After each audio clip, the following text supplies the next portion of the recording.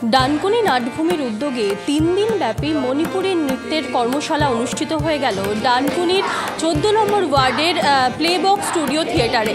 এই অনুষ্ঠানে মূলত উপস্থিত ছিলেন এই নৃত্যগুরু রাজদীপ ব্যানার্জি সহ হুগলি জেলা শিল্প শিক্ষা সংস্কৃতি কর্মাধ্যক্ষ ডক্টর সুবীর মুখার্জি এবং এই ওয়ার্ডের কাউন্সিলর সহ বহু বিশিষ্ট ব্যক্তিত্ব এবং গুরু রিন্টু দাসের পরিচালনায় এই নৃত্যের ওয়ার্কশপ। এই নাটভূমি মূলত একটি ভরতনাট্যমের সংস্থা এবং সেখানেই মণিপুরী নৃত্যটাকে ছাত্রছাত্রীদের মধ্যে ছড়িয়ে দিতে এবং একেবারে ছোট ছোট ছাত্রছাত্রীদের মধ্যে মণিপুরী নৃত্যকে কি এবং কেন এই মণিপুরী নৃত্য এবং কিভাবে এই নৃত্যকলা করা হয় সেই সমস্ত বিষয় কিন্তু জানাতেই ছোট ছোট ছাত্রছাত্রীদের নিয়ে অনুষ্ঠিত হলো এই কর্মশালা। ডানকুনি সংস্কৃতির অন্যতম পীঠস্থান এবং আবহমান কাল ধরে ডানকুনির ইতিহাস যদি কেউ দেখে, ডানকুনি চণ্ডীতলা এদদ অঞ্চলে অনেক শিল্পী, অনেক সাংস্কৃতিক ব্যক্তিত্ব তারা ডানকুনি চণ্ডীতলার মাটিতে জন্মগ্রহণ করেছেন এবং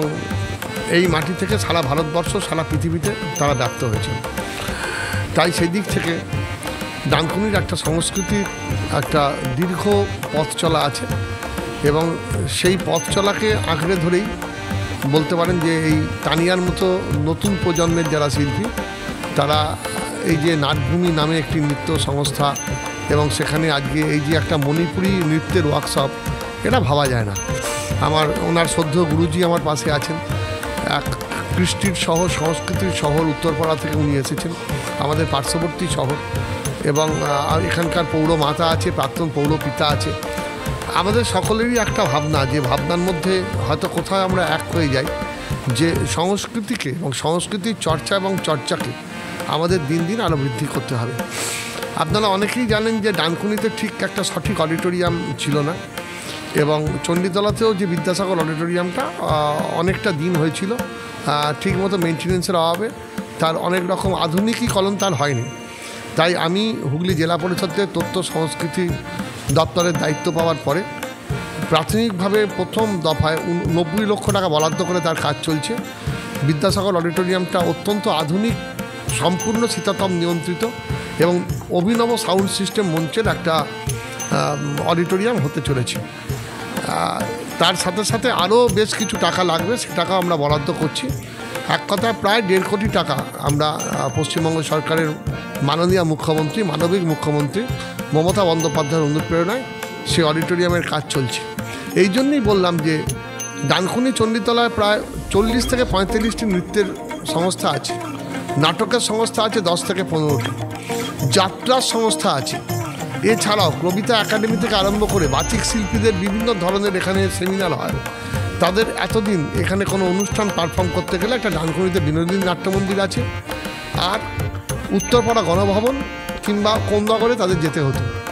আশা করছি যে এই সংস্কৃতির চণ্ডীতলায় এই অডিটোরিয়ামটা হয়ে গেলে আরও বেশি করে এখানকার সংস্কৃতির পরিমণ্ডল বৃদ্ধি হবে। সেই জন্যে আমরা কাজ করে চলেছি। দেখুন, এটা আমাদের একটা আন্দোলন, এটা কোনো উৎসবও নয়। এই সংস্কৃতির আন্দোলনে আমাদের থাকতে হবে এবং সংস্কৃতির আন্দোলনের স্রোতে আমাদের এগোতে হবে, সকলকে নিয়ে আমাদের এগোতে হবে। তাই এটা আমাদের দায় এবং দায়িত্ব, সেই কাজ আমরা প্রত্যেকে করে চলেছি। তার মধ্যে দানিয়া তার অভিনব ভাবনার মধ্যে দিয়ে, দেখুন, সে একটা আঙ্গিকের নৃত্য, সে নৃত্যের শৈলীর মধ্যে দিয়ে সে নিজেকে অনুশাসিত করেছে, অনুশীলিত করেছে, কিন্তু তারপরেও সে মণিপুরী ঘরানার একটা ওয়ার্কশপ করে এই যে বললাম না যে জীবনের সমস্ত ধরে ধরে একবার করে ঘুরে যাওয়া এবং সমস্ত কিছুকে জানার মধ্যে দিয়ে সম্পূর্ণতা, সেই জিনিসটা এবং চিন্তা ভাবনা, এটা আমার খুব ভালো লেগেছে। অত্যন্ত হয়তো অনাড়ম্বর একটি অনুষ্ঠান, কিন্তু সেই অনুষ্ঠানের মধ্যে একটা প্রাণ আছে, একটা আবেগ আছে, একটা ভাবনা আছে, একটা প্রশ্ন আছে, একটা সংকেত আছে, একটা আগামী দিনের জন্য আমাদের কিছু রেখে যাওয়া আছে। তাই খুব ভালো লাগছে। এই ধরনের ওয়ার্কশপ নৃত্যের এই ভাবনা যত বেশি করে হবে, এবং আমি শুভকে খুব ধন্যবাদ জানাবো। শুভ অত্যন্ত জাতীয় ক্ষেত্রে সে নাটকে বা নাট্য পরিচালনা সে একটা এখন অত্যন্ত একজন ব্যতিক্রমী বলতে পারেন বা একটু তারুণ্যের একটা নাম। সে নিজে এই যে সুন্দর একটা ওয়ার্কশপ তৈরি করেছে ডানকুনি পৌরসভার 14 নম্বর ওয়ার্ডে, এবং এখানে নাটকের রিহার্সাল হয়, ছোটো ছোটো প্রোগ্রাম হয়। দেখুন, এইরকম জায়গায় একটা অ্যাম্বাসমেন্ট না হলে তাহলে কখনো প্রশিক্ষণ হতে পারে না, প্রশিক্ষণ তো মঞ্চে হতে পারে না, প্রশিক্ষণ খোলা জায়গায় হতে পারে না। সেই জন্য আমি শুভকেও ধন্যবাদ জানাবো। ডানকুনিতে এরকম ভাবনা, এই ভাবনা মনে হয় বহু জায়গাতেই নেই।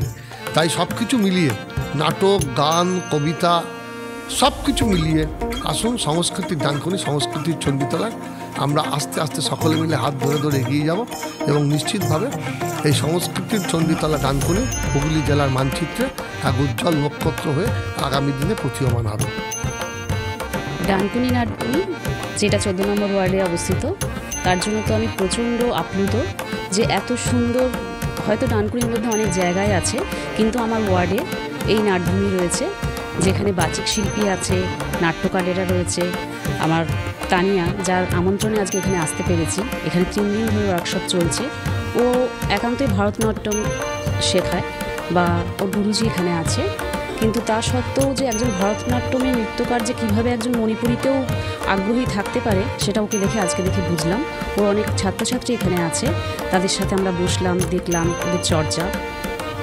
এই সুন্দর পরিবেশ খুব ভালো লাগছে, যেটা আমার 14 নম্বর ওয়ার্ডে আছে বলে।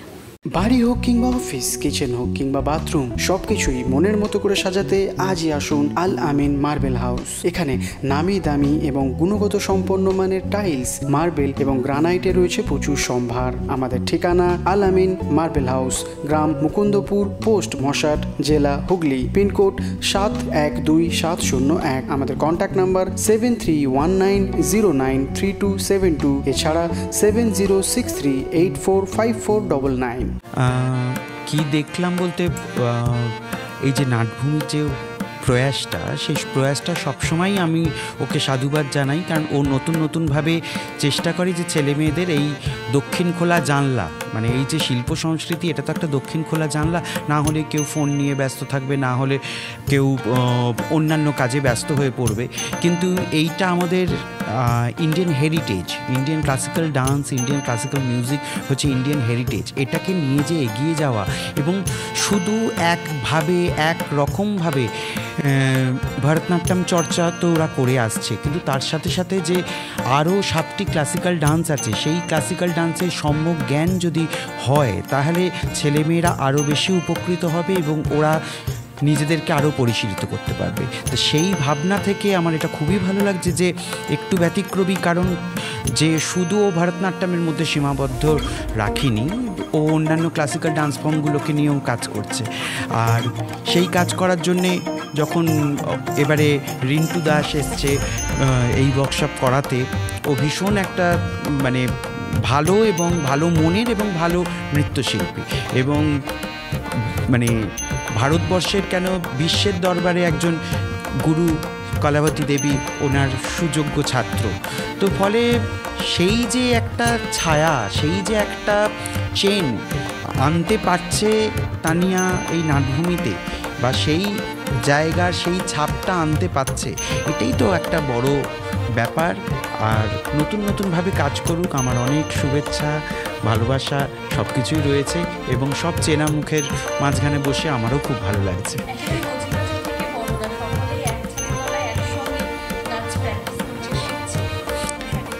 একদম ছোটদের সঙ্গে, ছোটদের এবং বড়দের সবাইকার এখন ফিজিক্যাল হেলথের সাথে সাথে মেন্টাল হেলথ, এই দুটোই খুব বেশি ইম্পর্ট্যান্ট হয়ে দাঁড়িয়েছে।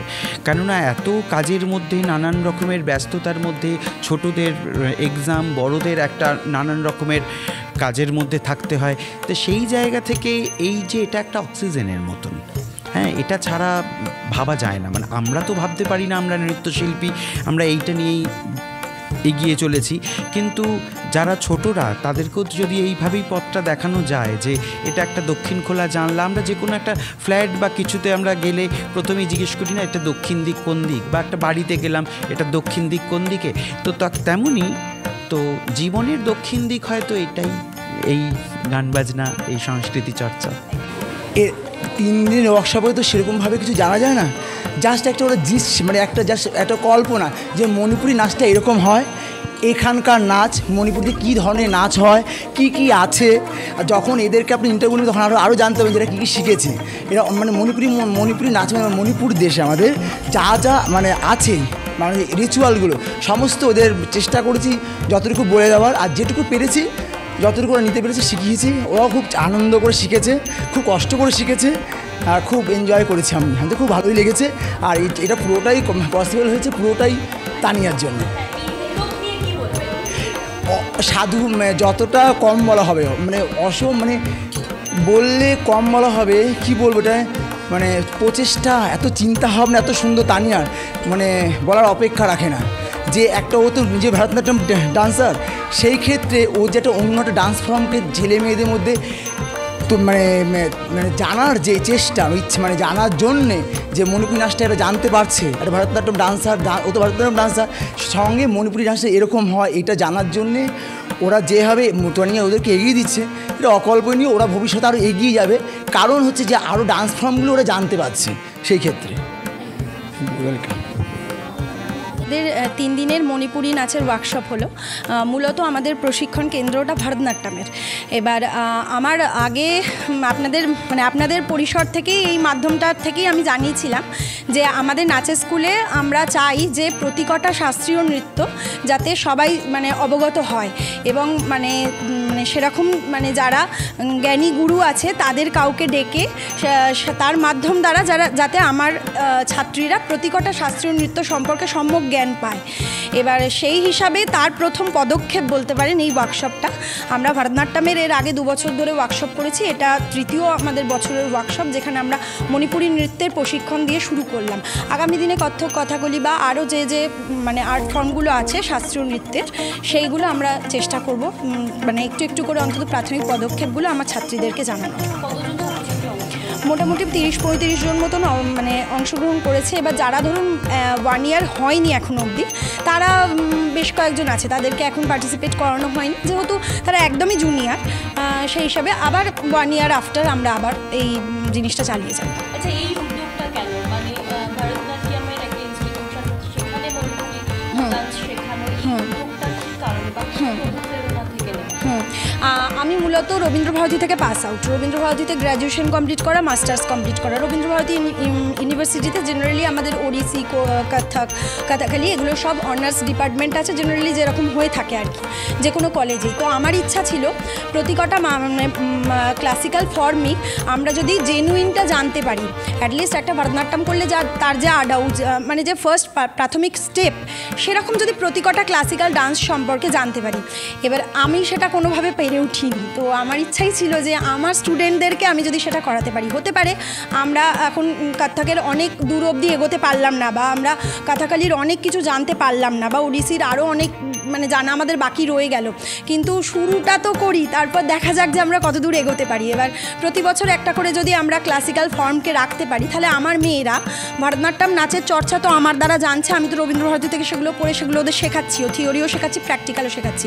তা বাকি আর্ট ফর্মগুলো আর বাকি থাকে কেন? আমার দ্বারা যদি তারা নিজেরাও সহযোগিতা করে এগিয়ে আসে, এবং আমি যদি পারি ওদের সেইটাও শেখানোর সুযোগ করে দিতে 3 দিনের মাধ্যমে, এবার আমরা এটাকে সারা বছর ধরে সেইটা একটা চর্চায় রাখবো। এবার আগামী দিনে আরও কিছু আর্ট ফর্ম, যেটা বললাম আর কি, সেইটার জন্যই আমার ইচ্ছা ছিল। ছাত্রছাত্রীরা কি বলছে? ওরা ভীষণভাবে আগ্রহী। প্রথম মনে হয়েছিল ওদের মণিপুরি নাচটা একটু সহজ হবে, কিন্তু তারপর ওরা ক্লাসিক্যাল নাচ যেটাই হয় আর কি, যে কোনো শাস্ত্রীয় নৃত্যই একদম খুবই সহজ হয়ে ওঠে না। এবার ওরা জানতে জানতে সেটা বিষয় আর কি, স্বাভাবিক একটা, যে অনেকটাই কঠিন, অনেকটাই সেরকম নিয়ে, তবে ভীষণ ইন্টারেস্ট ওদের, যে না একটা অন্যরকম আর্ট ফর্ম শিখে ভালো লাগছে। এখানকার কর্ণধার যেমনটা আমাদেরকে জানালেন যে প্রায় 30 থেকে 35 জন ছাত্রছাত্রী এই কর্মশালায় অংশগ্রহণ করেছে, এবং এই 3 দিনব্যাপী কর্মশালা করার তাদের মূল যে অনুপ্রেরণা, তারা যেটা বলছেন যে ভারতনাট্যম তো তারা শেখাচ্ছেন সারা বছর, তার পাশাপাশি এই যারা নাচ নিয়ে জীবনে এগিয়ে যেতে চায় তাদের ক্ষেত্রে মণিপুরি নাচটাকেও যে একটা শিল্পের পর্যায়ে, এবং এই বিষয়েও যে আরও জানা যায়, পাশাপাশি আরও যে শাস্ত্রীয় নৃত্য রয়েছে সেই সমস্ত নৃত্যকলাগুলোকে এই ছাত্রছাত্রীদের মধ্যে দিয়ে ছড়িয়ে দেওয়ার জন্য এবং ছাত্রছাত্রীদেরকে জানানোর জন্যই এই কর্মশালা। এবং পাশাপাশি এখানকার যিনি কর্ণধার, তিনি আমাদেরকে যে ভবিষ্যৎ পরিকল্পনার কথা জানাচ্ছেন, যে এর পরবর্তী ক্ষেত্রে হয়তো তারা আরও এরকম শাস্ত্রীয় নৃত্যের বিভিন্ন কর্মশালা অনুষ্ঠিত করবেন, বিভিন্ন শাস্ত্রীয় নৃত্যের যারা গুরু রয়েছেন তাদেরকে নিয়ে এসে ছাত্রছাত্রীদের শেখানোর চেষ্টা করবেন বিভিন্ন শাস্ত্রীয় ঘরানার নৃত্য। এ বিষয়ে আপনি কি বলবেন জানান কমেন্টে, এবং এরকমই আরও খবর জানতে নজর রাখুন ডিএনএন বাংলার পর্দায়। ডিএনএন বাংলা, সবার মনে সবার ফোনে। ঠিক আছে, থ্যাংক ইউ। আমি দেখে নিই। GB Global School, situated in Dankuni at Kolachhora. এখানে অত্যাধুনিক প্রযুক্তিতে স্মার্ট বোর্ডের মাধ্যমে বাচ্চাদের নতুন যুগের শিক্ষায় উদ্বুদ্ধ করা হয়। We also have an enriching library and well-equipped computer lab. মনোগ্রাহী গল্পের ঝুড়ি তাদের নিয়ে যায় এক কল্পনার রাজ্যে। Our indoor playroom helps students develop their motor skills.